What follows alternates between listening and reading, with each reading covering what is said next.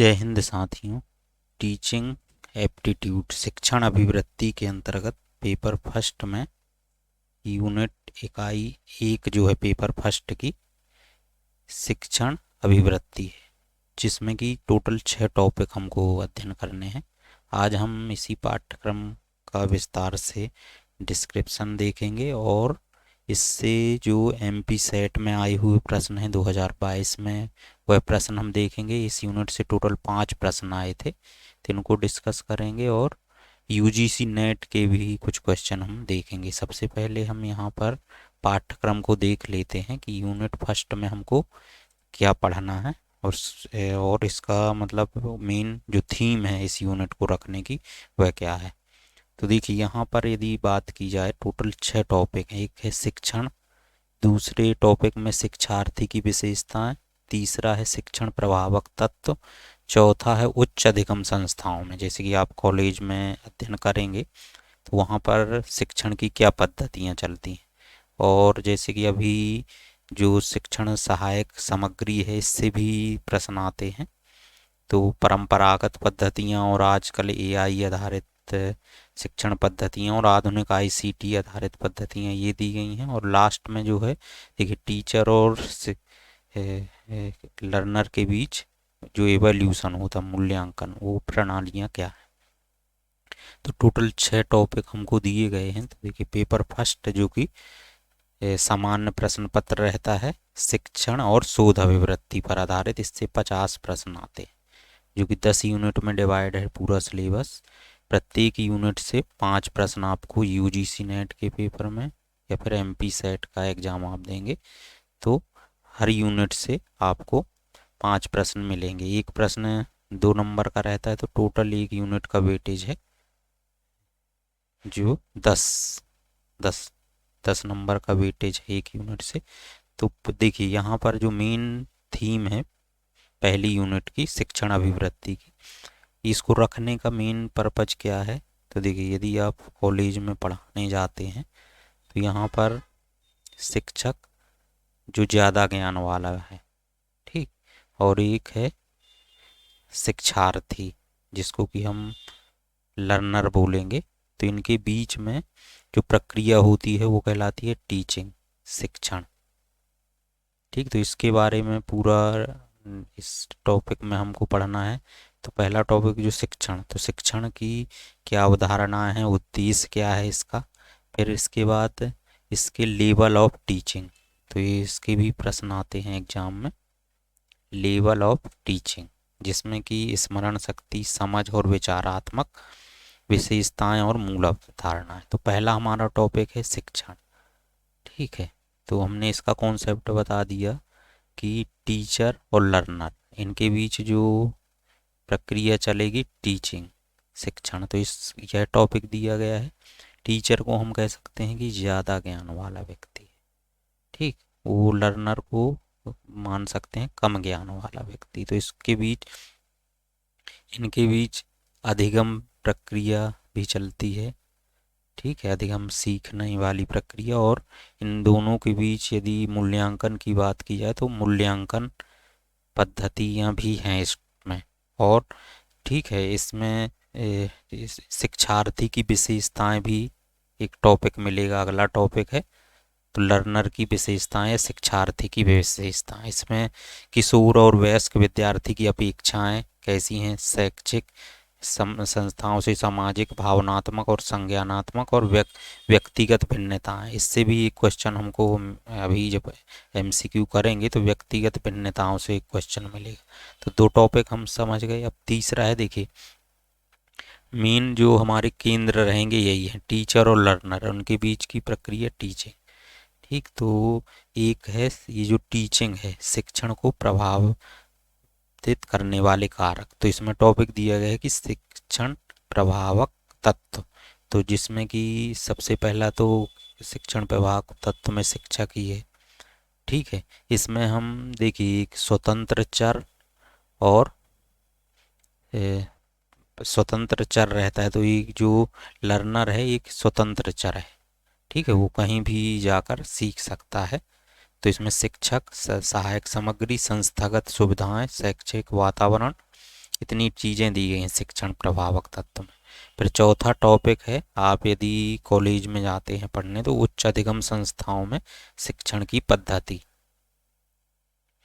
ठीक है, चौथा टॉपिक है शिक्षण की पद्धति क्या रहेगी। तो देखिए इसमें जो अध्यापक केंद्रित बनाम शिक्षार्थी केंद्रित पद्धतियां हैं, ऑफलाइन बनाम ऑनलाइन पद्धति, जिसमें कि ये 3 टॉपिक दिए गए हैं, इनसे हमेशा प्रश्न मिलेंगे। स्वयं, एक है स्वयं प्रभा, ठीक, और एक है मूक्स। ये 3 टॉपिक हैं, इनसे हर एग्जाम में आपको यूजीसी नेट हो, एमपी सेट में इनके प्रश्न मिलेंगे। और इसके अलावा भी डिजिटल इनिशिएटिव जो आईसीटी का यूज हो रहा है, तो इसलिए टीचिंग एप्टीट्यूड जो है आईसीटी से जुड़ी हुई यूनिट है। तो बहुत सारे टॉपिक आईसीटी वाले भी यहाँ हमको जोड़ के देखना है। फिर अगला टॉपिक है शिक्षण प्रभावक तत्व। तो मैंने पहले ही बता दिया, टीचर और लर्नर इनके बीच जो प्रक्रिया है टीचिंग। फिर जो अगला टॉपिक यहीं से जुड़ा हुआ कि शिक्षण सहायक प्रणालियाँ क्या हैं। तो इसमें परंपरागत, आधुनिक और आईसीटी आधारित। ठीक है, जो पुरानी कन्वेंशनल चल रही थी, ठीक है, आधुनिक और आईसीटी आधारित। तो ये आईसीटी से जुड़ा हुआ टॉपिक है। छठवां जो टॉपिक रहेगा इसमें इवैल्यूशन, ठीक है, मूल्यांकन। देखिए टीचर यदि किसी को पढ़ा रहा है और कम ज्ञान वाला लर्नर है शिक्षार्थी, जब तक वो एवोल्यूशन नहीं करेगा तब तक उसके पढ़ाने का सार्थकता का पता नहीं चलेगा। तो एवोल्यूशन जो लास्ट टॉपिक है वही रखा गया है, एवोल्यूशन मूल्यांकन प्रणालियाँ। तो इसमें मूल्यांकन के तत्व और प्रकार है पहला टॉपिक। फिर उच्च शिक्षा में विकल्प आधारित क्रेडिट प्रणाली में मूल्यांकन। ठीक है, तो क्रेडिट आधारित मूल्यांकन में, क्रेडिट प्रणाली में मूल्यांकन। ठीक है, फिर एक आप सीबीटी परीक्षा देखते होंगे, कंप्यूटर बेस्ड टेस्ट, जो कि आजकल चलता है। और फिर मूल्यांकन पद्धतियों में नवाचार, लास्ट में ये नवाचार, इसके भी क्वेश्चन बने हुए। तो ये पूरी थीम है पहली यूनिट की कि शिक्षण अभिवृत्ति जो दी गई है टीचिंग एप्टीट्यूड। तो हमको इतनी चीज़ें इसमें देखना है। ठीक है, तो मैंने पहले ही बता दिया आपको, एक टीचर है और एक लर्नर है कम ज्ञान वाला, इनके बीच है कौन सी प्रक्रिया इनके बीच चलती है, टीचिंग की, जो कि शिक्षण कहलाती। तो ये शिक्षण हो गया। फिर यहाँ पर लर्नर की विशेषताएं, तो ये है। फिर टीचिंग को प्रभावित करने वाले कारक कौन से हैं। ठीक, अब देखिए विद्यार्थी उच्च अधिगम संस्थाओं में जाएगा तो क्या पद्धतियाँ रहेंगी टीचिंग की, ये भी टॉपिक है। ठीक है, जिसमें कि स्वयं, स्वयं प्रभा, मूक्स इत्यादि ये टॉपिक इम्पोर्टेंट, इनसे हमेशा क्वेश्चन मिलेगा। फिर है टीचिंग को सहायक प्रणालियाँ कौन सी है, शिक्षण को सहायता देने वाली। तो एक है परंपरागत जो कि कन्वेंशनल है, आधुनिक तरीके से डिजिटल बोर्ड हो गया, और भी चीज़ें हैं। और आईसीटी आधारित, तो आईसीटी से जुड़ी हुई यूनिट है। ठीक, टीचर और लर्नर के बीच लास्ट में एवोल्यूशन, जब तक उसका मूल्यांकन नहीं होगा शिक्षार्थी का या कम ज्ञान वाले का, तब तक उसकी जो पढ़ाने का जो ध्येय है वह सार्थक नहीं हो पाता। तो मूल्यांकन प्रणालियाँ रखी गई हैं, जिसमें कि मूल्यांकन के तत्व और प्रकार हमको कि क्या क्या। तो एक है उच्च शिक्षा में विकल्प आधारित, ठीक है, क्रेडिट प्रणाली में मूल्यांकन, और कंप्यूटर आधारित परीक्षा जिसको कि सीबीटी कंप्यूटर बेस्ड टेस्ट भी बोल देते हैं, और मूल्यांकन पद्धतियों में नवाचार। इतने टॉपिक दिए गए हैं। अब हम यदि एमपी सेट 2022 में देखें, इसी यूनिट से आए हुए 5 प्रश्न, तो यह प्रश्न है, पहला प्रश्न है कि जिनके पास इंटरनेट की पहुंच नहीं है। ठीक है, ये प्रश्न है कि जिनके पास इंटरनेट की पहुंच नहीं है उन लोगों के लिए निम्नलिखित में से कौन डीटीएच चैनल सहायक सिद्ध होते हैं। ठीक, तो देखिए इसमें दीक्षा है, निष्ठा है, स्वयं है। ठीक, तो देखिए यहाँ स्वयं प्रभा के अंतर्गत टोटल 40 या 41 चैनल है। कई बार यूजीसी नेट में चैनल नंबर से भी प्रश्न आ जाता है कि चैनल नंबर 8 में क्या है। ठीक है, भौतिकी से संबंधित है या क्या है, उसमें प्रसारण होता है।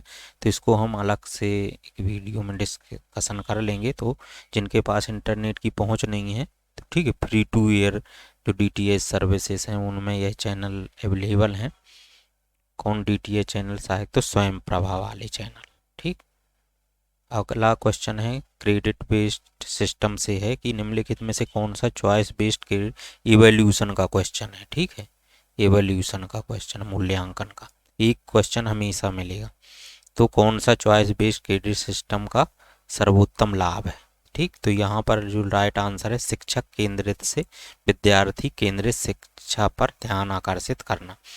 ठीक, शिक्षण एक त्रिध्रुवी प्रक्रिया है जी। देखिए इसमें टीचर रहेगा, लर्नर रहेगा और इनके बीच जो है शिक्षण प्रक्रिया। ठीक है, तो त्रिध्रुवी एक प्रक्रिया है। निम्नलिखित में से शिक्षण स्तर कौन से हैं? तो ये बिल्कुल सीधा सीधा हमारे पाठ्यक्रम से है। ठीक है, स्मरण शक्ति, समझ और विचारात्मक। ठीक, यहाँ पर है स्मृति स्तर, समझ स्तर, लेवल ऑफ टीचिंग और चिंतन स्तर। सीधा सीधा प्रश्न जो है हमारे पाठ्यक्रम से। लास्ट क्वेश्चन है 5वां, शिक्षण की कौन सी विधि विद्यार्थियों में पूछताछ की भावना को विकसित करती है? ठीक है, टीचिंग मेथड से प्रश्न है तो अन्वेषण विधि इसका बी राइट आंसर है। ठीक, इसी तरह से हम 2024 का भी डिस्कशन अगले वीडियो में कर लेंगे, तो आपको एक आइडिया लग जाएगा कि एमपी सेट में पेपर फर्स्ट में जो टीचिंग एप्टीट्यूड की ऐसे प्रश्न आते हैं किस तरह से आते हैं। इसी तरह से यदि हम बात करें कुछ प्रश्न जो नेट के पेपर में आते हैं इससे, तो उनको भी देख सकते हैं कि एक प्रश्न है आगमनात्मक युक्ति के बारे में कौन सा कथन सही है। तो यहाँ पर इसमें निष्कर्ष के समर्थन का दावा केवल संभाव्यता की कुछ सीमा तक ही किया जा सकता है। ठीक है, जो आगमनात्मक विधि है यह छात्र केंद्रित विधि है। ठीक है, आगमनात्मक युक्ति का जनक अरस्तु को माना जाता है।